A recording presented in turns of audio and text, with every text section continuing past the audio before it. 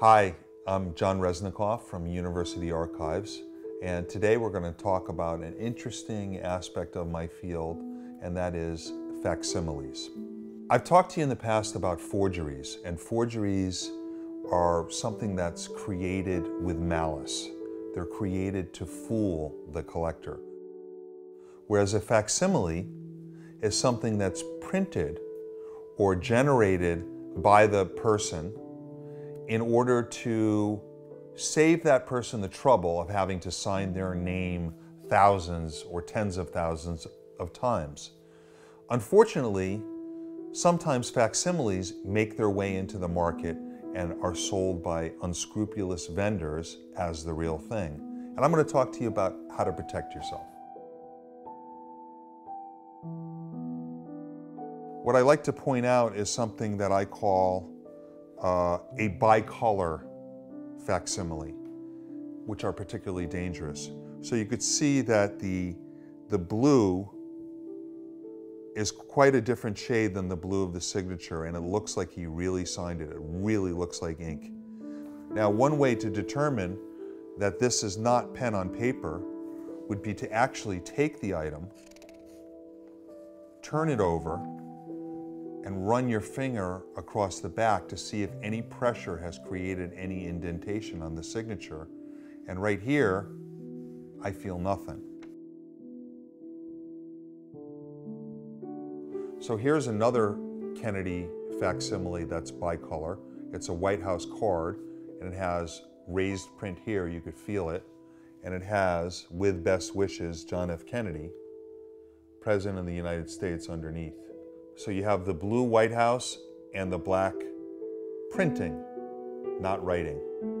Now, on a card like this, you can't really feel the back, it's too thick. So you got to take a close look at the front, get a magnifying glass on it, and you're going to look for where the letters cross over each other and see if there's extra ink where they cross over. Where the ink would cross, you'd want to see that it's a darker line than it would be with a single stroke. And if there isn't, that's also a good sign that it's a facsimile.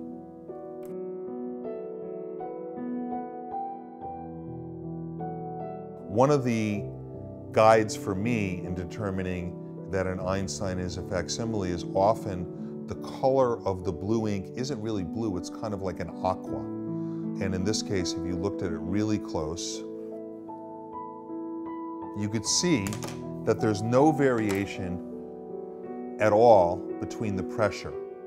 When somebody's writing their signature on a piece of paper, there will be different variations of the pressure applied to the paper, and here we don't see any of that, and that is a good indication.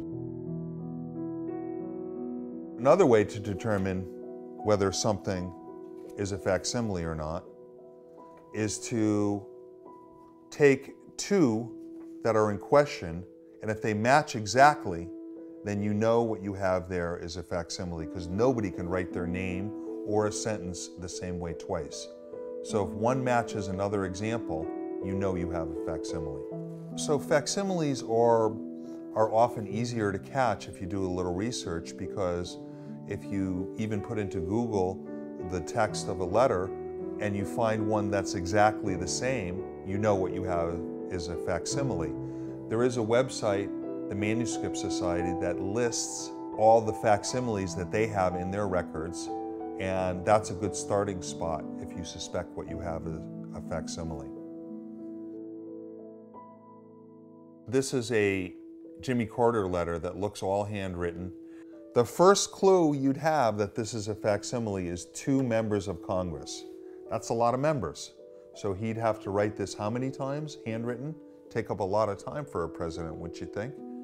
Often you will see with facsimiles, if you look at the body of the letter, you might see that the addressee is typed in. Mr. Stern might be typed in, but the rest of the letter is printed.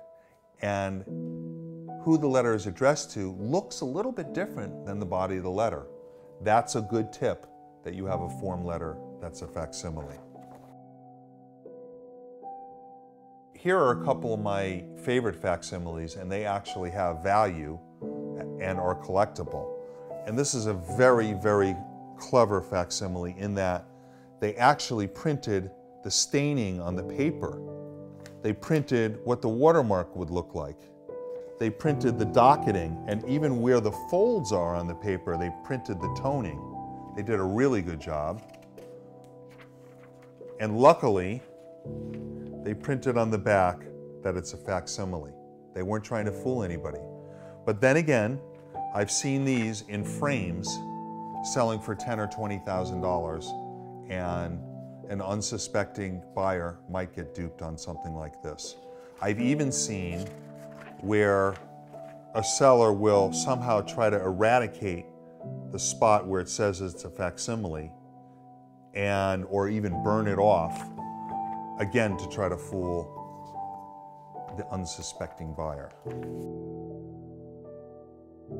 One other thing that I've noticed about things that are facsimiles is that when there's a signature underneath a portrait, often it'll be perfectly spaced on either side, which the human eye and hand cannot do. So sometimes if you measure each side and it's exact, that's a good indication that it's a facsimile. The other thing to be careful of is anything that's behind glass or framed, because a lot of times you can't really tell as much when it's in that, when it has this covering it, you can't get right to the surface. You can't get close up enough with a magnifying glass. So take extra care when we're talking about something that's framed.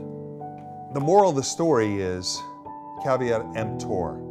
Beware, be careful, do your research, deal with a good dealer, and you will not get stuck on buying a facsimile.